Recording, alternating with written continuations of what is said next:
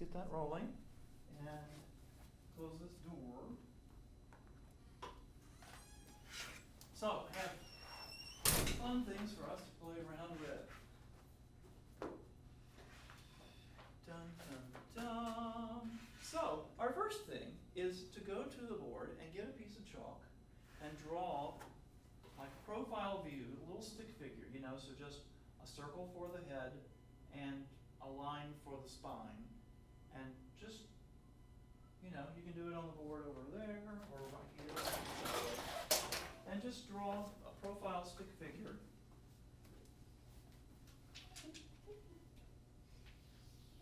No looking at other people's. From the profile, you said? Yeah. Not just the head and spine? Or? Just the head and spine, that's all we need.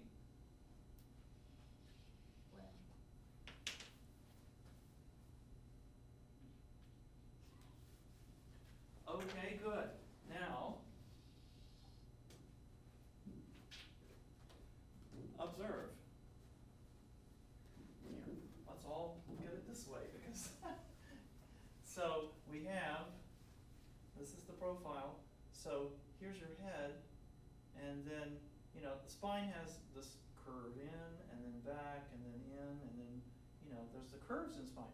Okay, we didn't get those, but I think the most important thing from a mapping standpoint, a body mapping standpoint, is that you'll notice, you know, the weight-bearing part of the spine is on the inside part.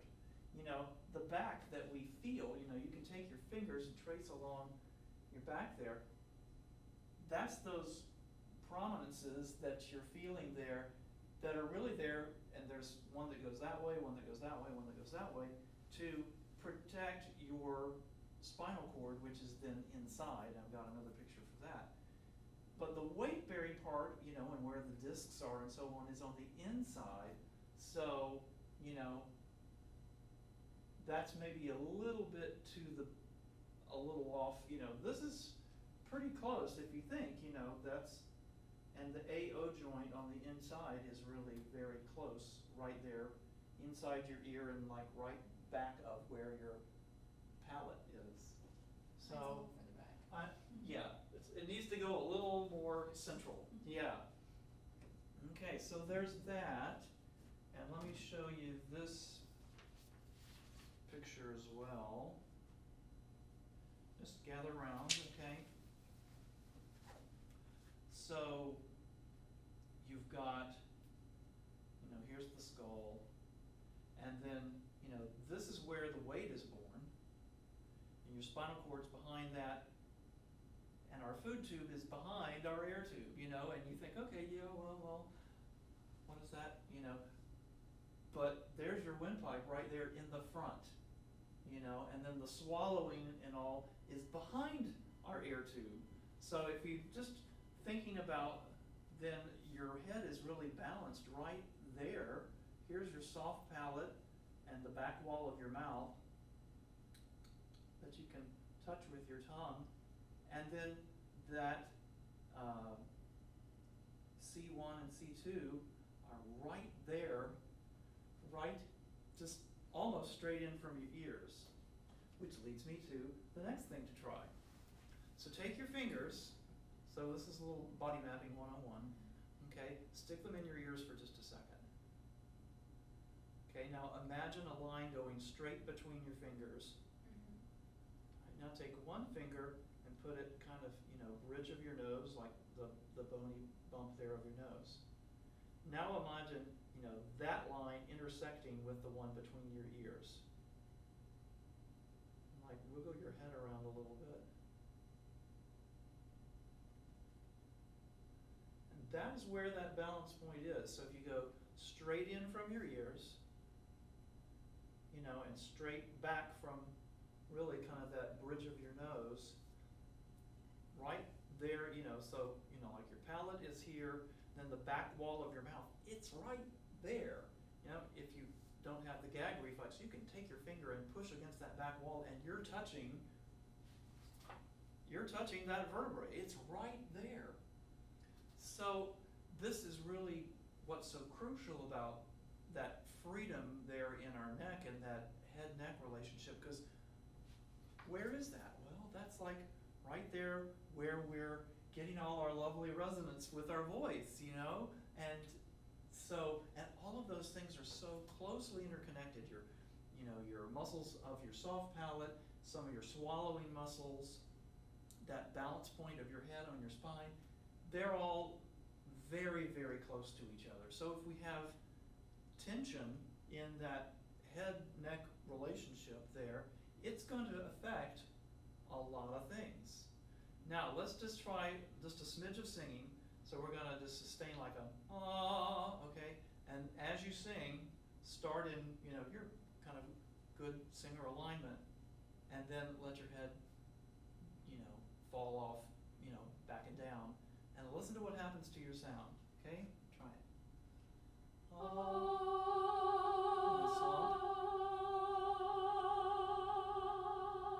Let's try it one at a time. Your vibrato went, whoa, yeah,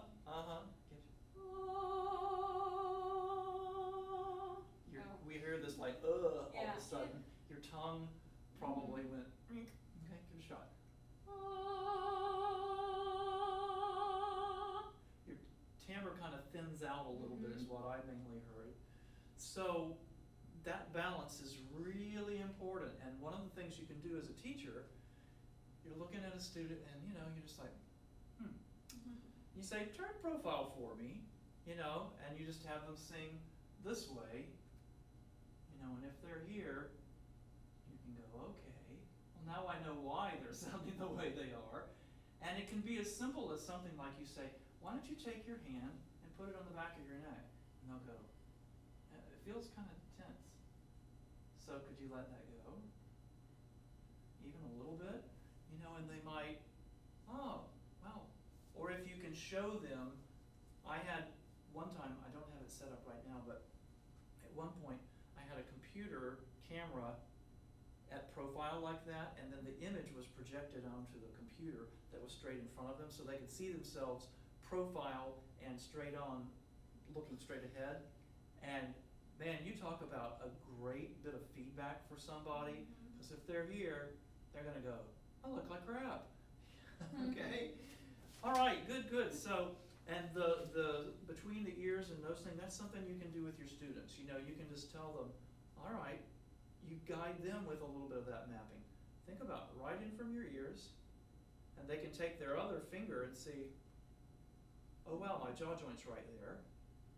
All right, and then just take two fingers, and now connect the lines, and that is where your head balance is on your spine. Not, because you ask a lot of students, and they'll go, oh well, yeah, like it's like back here, isn't it? And you really have to. And it's a ruler out. Well, yeah, but also, if you have a picture or two and say, well, there's the weight-bearing stuff way on the inside. And you can have them draw the little stick figure, and oftentimes they'll give you a stick figure that fits very closely with exactly what they just told you. And you'll see it in how they, oh, okay, I've been told I have to stand up when I sing. And they look this way, because they have the back of their neck mapped as the thing that holds them up. Crazy. Okay, let's, why don't you sit and just flip just any desk, it doesn't matter. Now, what's really cool, and we were doing that thing, having Caitlin stand up, and I have another lovely image here. Is that my phone? I don't think it is. It might be. Never know. Okay. Yep, that's my phone. Well, I'm not going to worry about it. If you sit a little towards the front of the thing, then your thighs are not supporting your weight, but those, you can see it on this. These little rockers, that's where your weight really wants to be delivered. If we've got our weight on our thigh, for one thing, it makes standing up a little tricky. If you're a little farther forward, then you can really sense that hip joint. And so if you wanted to stand up, I was a little pushy with my legs, but you know, you're better able to rock at that hip joint.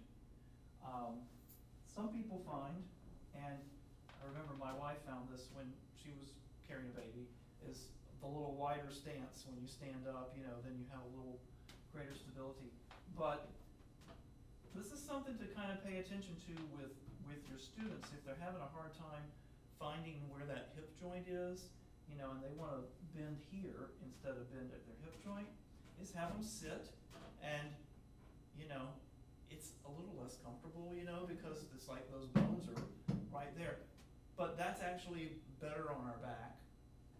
Now, a lot of people nowadays are using these balls to sit on. John Zarko, who is our assistant director of maintenance, he has a ball in his office. And then you can be on those, you know, you're on those hip bones there, and yet you can wiggle all around and stuff.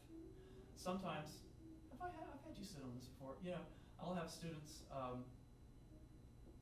particularly, I have this thing, because I mean I run all the time, and I've done crunches and sit-ups and all that kind of stuff in a previous life. I don't do them anymore. And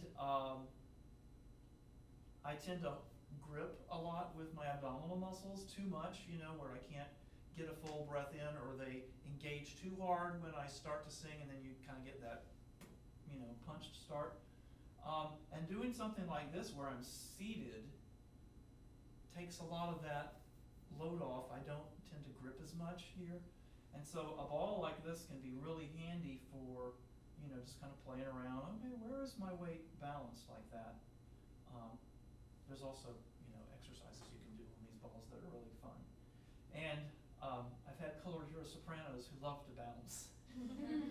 You know, they're going ha ha ha ha ha ha ha, and they're just play like that. So they're a lot of fun for a lot of reasons. Finding those hip joints is one of them. Yeah, here's a picture. We don't sit on our legs, we sit on that hip joint, that hip rocker there. Yeah, the hip joint is up from that, but bearing our weight there, it's a whole lot better going into your spine than sitting on your thighs. I'm finding that I'm tired, which is weird. Like, sitting like this, the middle of my back is upset. So come to slightly forward. You know, so rock just a little bit forward on that hip joint. That may, that hip rocker, that might help. No, I think it did. Because you might have been just a little swayed. Jeez. Okay. Let's see. Okay. For obvious reasons, Sarah, you probably won't want to do this. But another thing these balls are really good for is you can drape yourself around it and get, I think, a little better sense of that we actually lengthen on the exhale. So I don't have this ball terribly full. Let you turn your head to one side.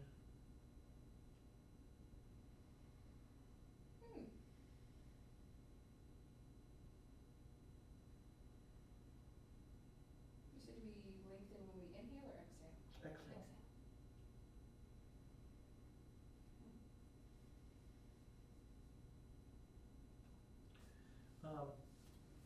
So if you want to try it, you have pants on, you're probably the designee if you want to give it a shot. And I have this size ball. I have one at home that's like 1 meter in diameter. So yeah, you just kind of kneel and play hug the ball. And just turn your head to one side. Okay. Would it be all right if I had my hands on your back? Yes. Okay. Yes, it would be all right? Yes, that's fine. Okay. Okay. So one of the things you can do as the teacher too is just kind of remind the person, you kind of watch them breathe. And then just give them a little cue that as they exhale,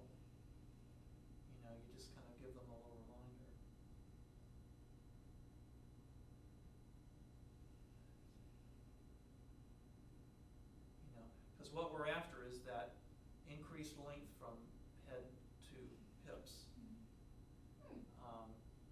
I have seen some people like trained Alexander technique teachers and musicians who are really very free, and I mean they're moving like it's enormous when they do this. The ball really kind of exacerbates it, but I've watched them lie on the floor on their side, and they're still moving an inch because they are really, really free, and they just know to go with that movement. But more than anything, you'll find if you teach guys who are like me that work out a lot and stuff like that, that tend to be kind of hypertense in their upper body anyway, or people who come from a dance background, having them do the drape over the ball is a really handy thing because, if I may take it from you for just a second, it's a real great way to just let your back release. And on someone like that, you know, I might even just like between their shoulder blades, just kind of give them a little gentle, that kind of a movement between their shoulder blades so that they can really feel that their back has width, you know, because people who've done dance and guys who've worked out a lot, they're very front centered in their thinking about their body. They don't think so much about their back. They're really like, oh, my pecs, you know, and they think of breathing as a very front thing instead of an all the way around thing. And, you know, when you're draped over the ball, you can feel your front because your front is against the ball, and yet you've also got your back kind of spread, you know, widened. So you can kind of get a sense of front and back at the same time. Melissa, you want to try it? Yeah. And I'll stand opposite of where your skirt is, so you just be comfy. Down. And it will keep everything down. Yeah, and so you just kind of, let's see, is Sherwin-Williams, Woo! is Sherwin-Williams, you know, it covers the earth. I don't know if you've ever seen Sherwin-Williams paint. You know, there's the paint and it's kind of oozing around the globe. That's the image I think of in my mind, you know. So you just want to be, can I have my hand on your back? Is that okay? Yes. All right. So you just breathe. And you just let it go that way. And it gathers a little. And you lengthen. Yeah, that's good for you. And then, you know, thinking wide, because you can feel the ball against you, you can feel your front move, and then this kind of helps you appreciate that your back expands laterally and, you know, in all directions as well when you breathe in well. So these are all things that can help people just gain better awareness of their body as they're just breathing without doing any activity. I've not ever tried, well no, one time I did try singing this way. It was okay. It wasn't. In my undergrad, we had an Alexander class that was a requirement, and I used to ride horses competitively, so I was like a tree trunk. Yeah. And so she did this to me. She draped me over the ball, and she had me sing one of my arias, and it was the freest I've ever sung.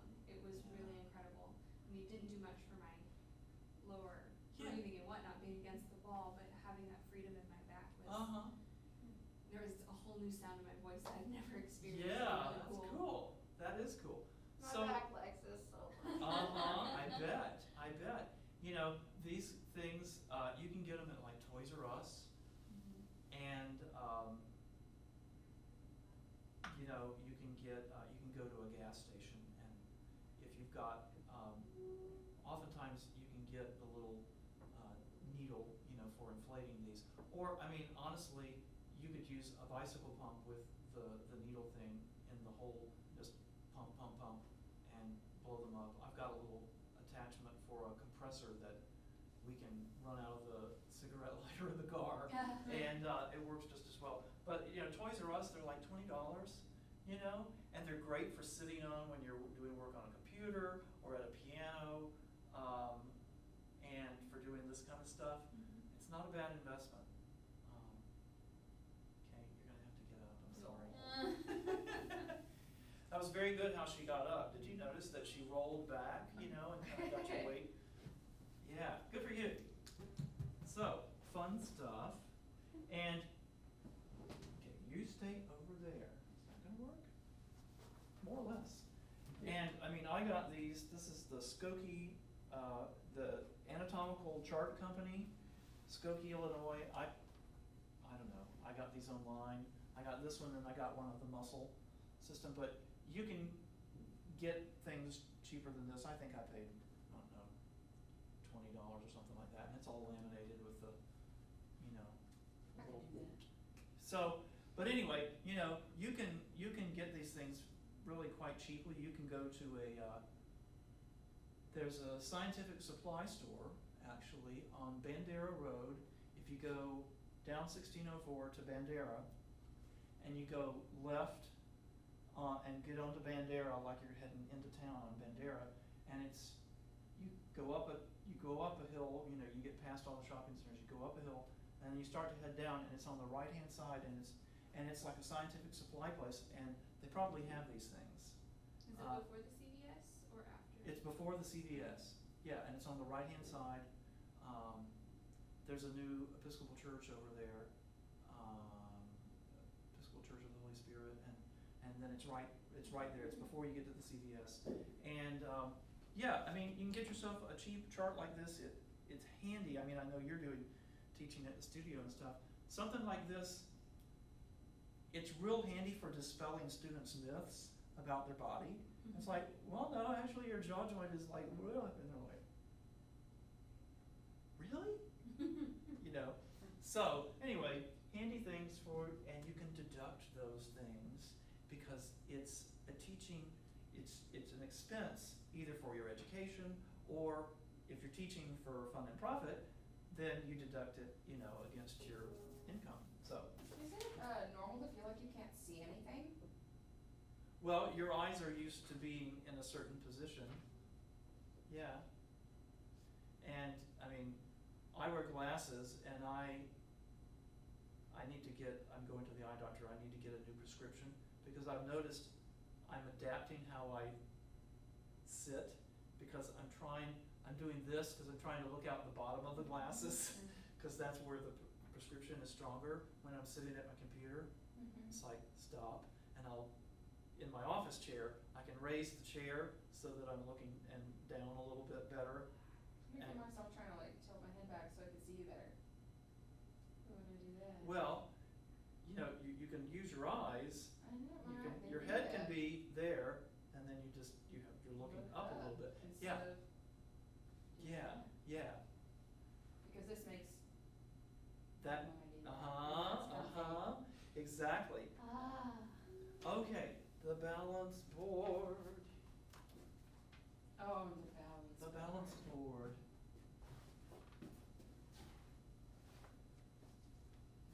I know Dr. Best has his. I got this, actually Barbara Washer gave it to me.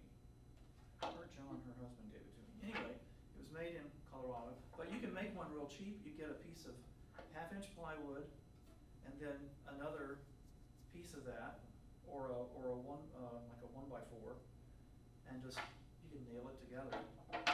Anyway, so you can stand on it this way, because a lot of people like to grip with their feet. You know, somewhere along the line, a teacher said, you know, you need to be grounded or something like that, and of course then they took that to mean grab with your feet. Well, man, my legs are getting really tense if I do that. And then if my legs and lower back and all get tense, then I probably grip here, and I'm not going to breathe as well. Isn't that sort of German, too? Oh, yeah, that's a German. That Yeah. trunk tension. Oh, yeah. You can watch videos of Fritz Wunderlich, wonderful, amazing German tenor, leader, singer, and so on. He died in like 1966. And I've seen videos of him singing, and he stands like this. I mean, he's got the cheeks together, and his legs, he stands like that. And his legs must have been absolutely, I mean, he sang wonderfully. I mean, I can't argue with that, but it's obvious he was one of those pinch a penny kind of guys. So anyway, But you get your feet on there, and this is really good for helping you find where your balance point is. And I'm going to have you guys up here in just a minute, but you know, la la la. And the object is not, I want to stay still, I don't want to move. The object is to just to kind of chill out and be more flexible. Mm-hmm.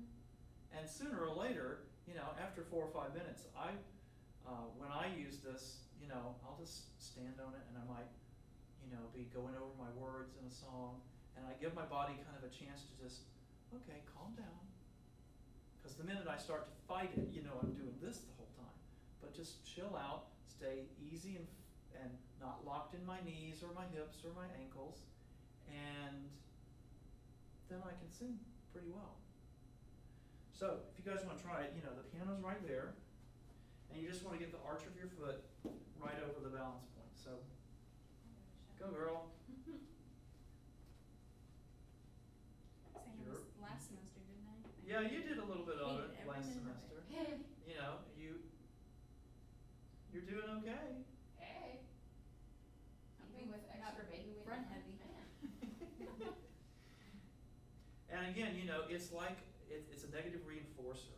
You know, it's like the buzzer on your car seat. You know, your seat belt. That you put it in, you do the desired behavior, and it stops buzzing. It stops annoying you. And this, when you calm down and stay flexibly free in your joints, you don't wiggle around much anymore. Every lesson I had with Dasha the last 2 years I studied with her, I was on the balance board for all the vocalizing, and then generally we'd put it away and I'd move around doing the rep. You know, I would be practicing my presentation and stuff and move around that, or she would get up and, okay, we're gonna dance. You know, she would dance with me because I was all stiff. Somebody else? And you can turn it the other way if you'd like to, you know, experiment. I think I'm gonna do forward, backward, just because I sort of sprained both my ankles. Oh, So- well, please. Yeah. I'll stay close if you need to. Uh-huh. Yeah, it's kind of it's an interesting feeling, because once you kind of get the hang of it, it's like you do just kind of naturally get into a pretty good alignment. You definitely can't lock your knees. Exactly. If you lock your knees, you're gonna tip. I'm You know. already, I'm like, backwards are fighting extra hard in the front. Yeah. Well, you can put your hand on the piano. Again, the fighting is not the point of it. The point of it is to stop fighting. Or I mean, like when I tried to lock Oh, my yeah. knees and I was like, oh, what Yeah, happens? and you immediately start to Mhm. compensate with your feet. This is a real great thing for people who grab with their toes. And, you know, ladies, of course, when you're wearing heels, that's all the more reason What was to not that? wear a big high heel when you sing. You know, that's plenty. Yeah? Want to try it? If you're really brave, you can do the other way. Oh, Lord. Yeah, I've done the other way because I rock when I sing. There is another version of this board that it just has one thing in the middle, and sometimes you can go to like Gold's Gym and places like that, and they have just one balance thing in the middle, and you're supposed to, you know, lift your weights or whatever on that while you're coping with the balance issues. I had my teacher in undergrad, she had one that had a ball on the bottom. So Yes. it sort of like, it was like Yeah. half ball and then Yes. a flat disc on top that you had Yes. to stand on. Yeah. So it was like from all directions, all at the same time. And I find for at least for me, this is better because I'm too tight in my core. For the person who's kind of too lax, something like that where, you know, you have to stay a little more engaged, you know, there's always the stand on one foot, you know, and sing this way, because you definitely use a little bit more core stuff to balance. I did a lot this summer. A lot of flamingo. Oh yeah, the flamingo, yeah. How you doing up there? This is freaky. Yeah, it's like surfing while I sing. Yeah. Yeah, and so you know, I know people that like to do it this way, and this is really challenging for me. I have an inner ear problem. Works Yeah, I across have me. Meniere's disease,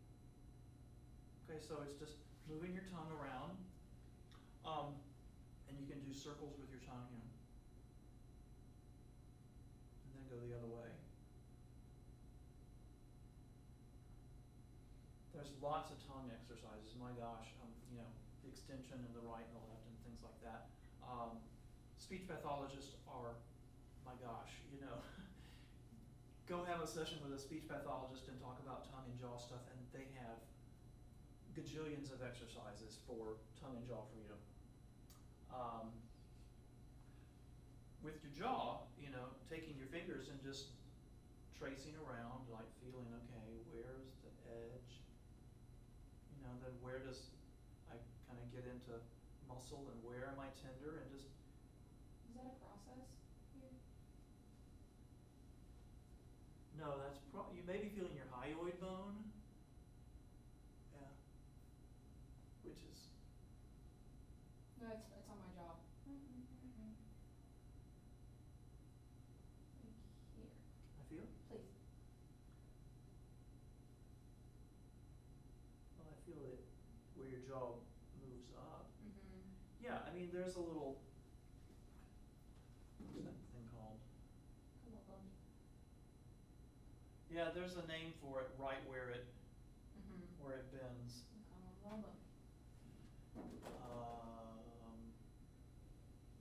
Yeah, I may have it in another book, but I can't remember the name for it. When we go to the cadaver lab, just ask him. He knows. Right. Oh my gosh, he is an absolute encyclopedia. But yeah, and those are things you can have your students. If you see a student that is rolling this way, then give them a little homework assignment. Say, okay, this week, every day before you sing, take your fingers and just kind of let your fingers do the walking, and really help them get awareness of just where their jaw is, where is it muscle, where is it bone, what muscles, and they may start walking around and they'll go, I was doing that and I found this really tender spot, and you say, show me. And they'll go, it's like, and usually they'll have a tender spot up on their temples or somewhere in here in the masseter muscle, or they might even underneath some tender stuff, and it's like, okay, well, that's an area you just need to massage very gently and breathe and see about getting that to let go, because that's obviously active. If it's tender when you push on it, it's obviously saying, I'm tired. So what do? Just rub it? Gently, yeah, just some gentle massage. And I think I mentioned in class, I had some TMJ joint problems, and the warm towel right before I go to bed, because I don't grind my teeth at night, but I do this. I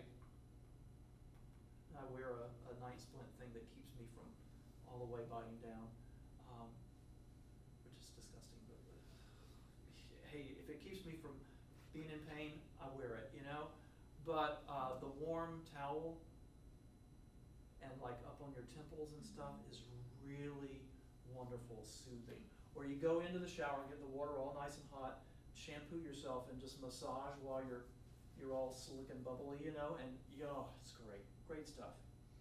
Someone told me once that massaging like the muscles that connect your skin to your muscles, Oh, or the, yeah. she called them the fascia, Yeah, or something like that, that was helpful. Yeah, they like, do just the. on the outside instead of like the Yeah. actual muscle itself, but where it connects. That. Yeah, and they do that.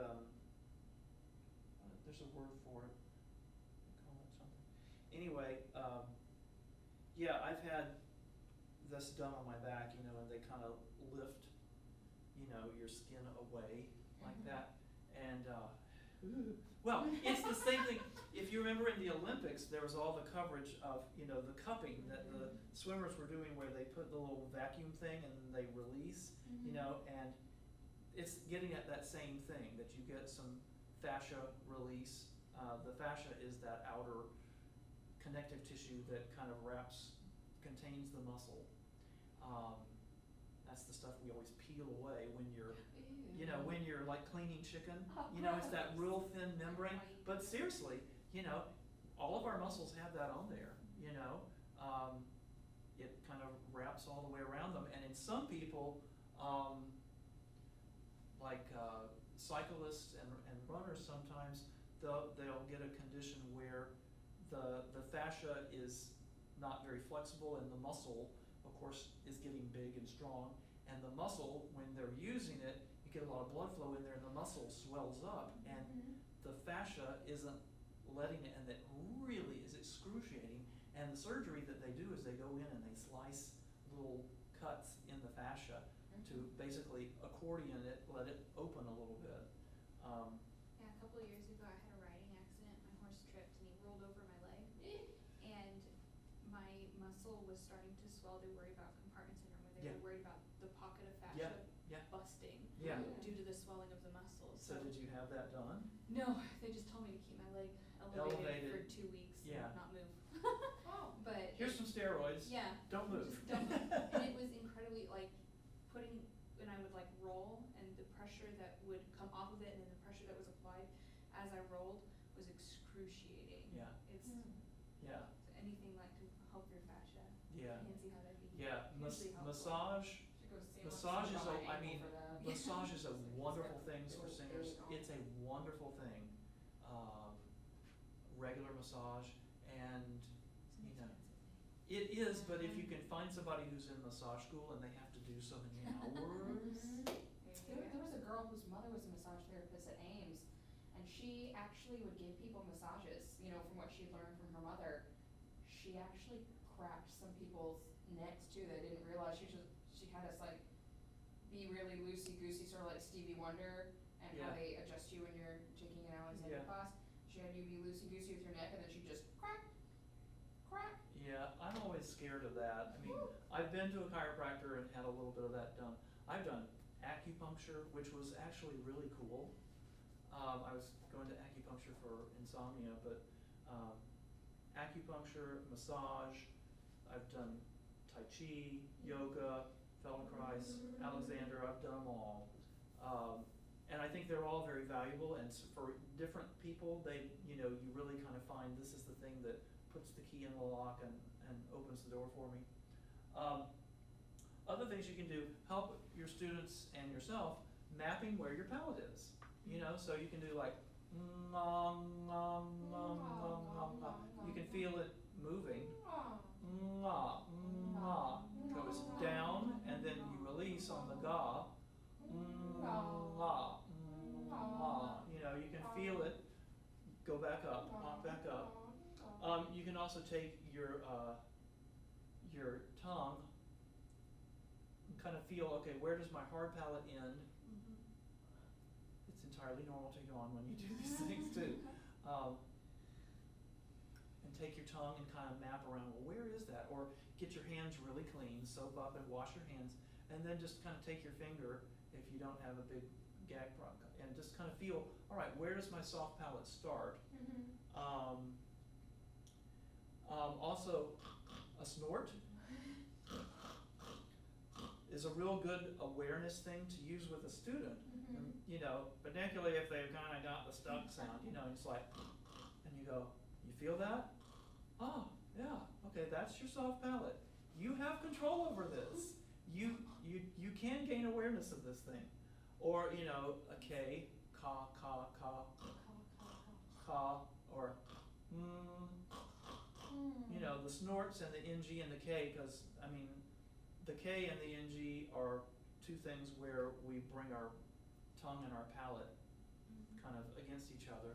And then the snort, you know, you're breathing in through your nose and mouth at the same time, and you kind of get your palate oscillating. And even, I don't have any water, but you know, that's your tongue, you know, moving back there. So I've not done it very many times, but I've had people that the snort wasn't working with, and some other things weren't working with as far as freedom, and actually had them, you know, like do the German R. Now I'm all tense. You know, do that. And I mean, it's weird because we normally think, well, that's a really back thing, but it was just knocking that area loose, you know, get it moving instead of all clenched and tense. So Yeah. How's it good? Like, mercy. You know, you think of. I always do that with like my Boy, tongue. Orson. I've never been able to do it with my mouth. Yeah. Anyway, fun things we do with our bodies. Other things, just mapping wise, you know, being able to find your own larynx and find it on other people. If you can't find it, just tip your head up and swallow, which is difficult in itself. And you'll feel it go whoop. So, you know, finding your larynx and just kind of, and I mean, there are some massage techniques where you know, move it side to side and stuff. Is it really that high up? Cool. Yeah. Well, and often people who are higher voice types, that space between your hyoid bone and the top of your thyroid cartilage is pretty small. But anyway, you know, in terms of just what it does, yawning, I was going to say, you'll feel it drop and go down, you know, on a yawn. Intentionally, you know, doing a is one of the things, the yawn sigh, that they do in speech pathology. Now, we're all going to be yawning here in a minute because you started it. Another really good one, you know, just for giving your students some awareness of, oh, well, what does this do? You know, have them find their larynx and then breathe in through their nose. And you'll feel it, whoop, it'll drop down. As we're going to learn in the section on breathing, that's because, well, your larynx is attached to your trachea.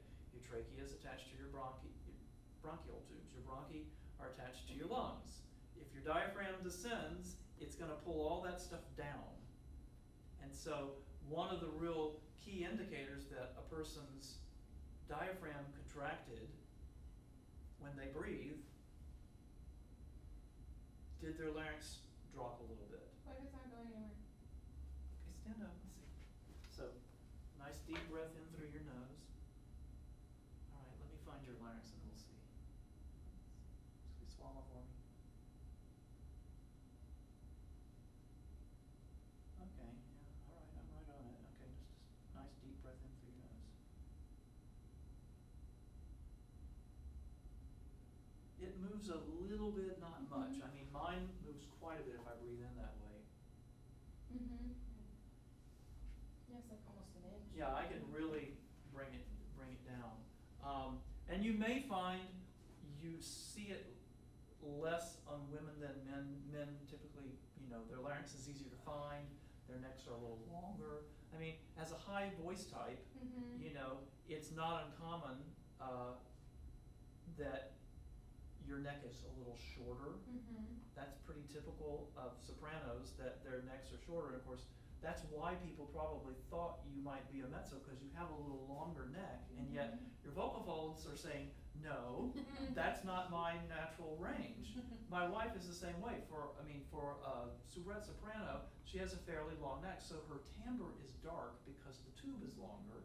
Yours is a little darker timbre, you know, the longer tube, but the vocal folds are still generating those high frequencies. We'll get to that when we talk about registers and voice classification, that it's the combination of your formant frequencies, your resonances, which are a function of how long and big your vocal tract is, and then how long your vocal folds are and what is their optimal pitch range, you know. And putting those two things together, we get some really interesting combinations. You'll get people who have the short vocal folds and the short neck, and they have a high, bright voice. You have people who have the short neck and the long vocal folds, they have a bright, low voice, you know. The Samuel Ramey's, who's a bass with a kind of a real brilliant, bright kind of timbre, you know. Or you'll have the dark-voiced tenor who has the long neck, and yet you know, and those are the Ben Hepners and Johann Bothas and things like that. The real dramatic tenors that have this baritonal sound and yet the high range. So you get all sorts of interesting combinations of larynx and vocal tract. But I digress. Anyway, you know, just doing some breathe in, you know, through your nose, and have the student have their hand on their legs, or, yawn, swallow, and they get some sense of, oh, okay, that does kind of move up and down a little bit. That's all I had. Well, and it's time to go anyway. Perfect. Perfect timing. Okay, so obviously we won't be here Monday. So Wednesday we'll finish up body alignment. Yeah, there's the studio next door. They're just doing something over there. It's okay. What I'm going to do at the beginning of class, I'll give you guys a little hint, is I'm going to take 5 minutes and write down, like your elevator speech or your stump speech to a new student about body alignment. Because these are the things, how do I breathe, body alignment, those are the things you're going to be saying over and over and over again to students, and finding a concise way to just, okay, here are 5 key points to remember about body alignment. Boom, boom, boom, boom, boom. I'm going to have everybody do that at the beginning of class. So just, bullet points or a short paragraph of something that you think you can kind of go over those key points with a new student. So be kind of thinking about that as you're finishing up the body alignment readings and kind of moving on. And next Friday, we'll do some stuff about body alignment and how that affects your ability to do a long phrase. Like we'll do sitting and lying and standing, and everybody will time, like sustain a long ah, and we'll do different positions and how does it affect your breath management and stuff. So, okay, have a great weekend. You too. You going home? No, my mom's coming up here. Okay, and where's home for you? Houston. Oh, Houston. So nope, not going home. Not going home. And home is here for you. Well, Pleasanton, I guess. Yeah, Laverne. Lavernia, yeah. My sister might be coming. She's 23. She has her very first teaching job. She got her degree in music ed, and she's been in school 2 weeks, so she'll be taking a little vacation to come down and see me and go to Fiesta, Texas. So it's fun. That'll be fun. Good, good. Well, have fun. See you guys next week.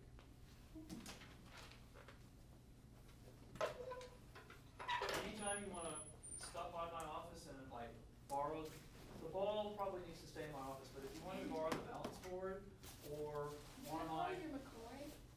I won't be getting my refund in until September 12th. mine's at home. Sorry. Shoot. And I gave Dorothy my CD. You've ordered it?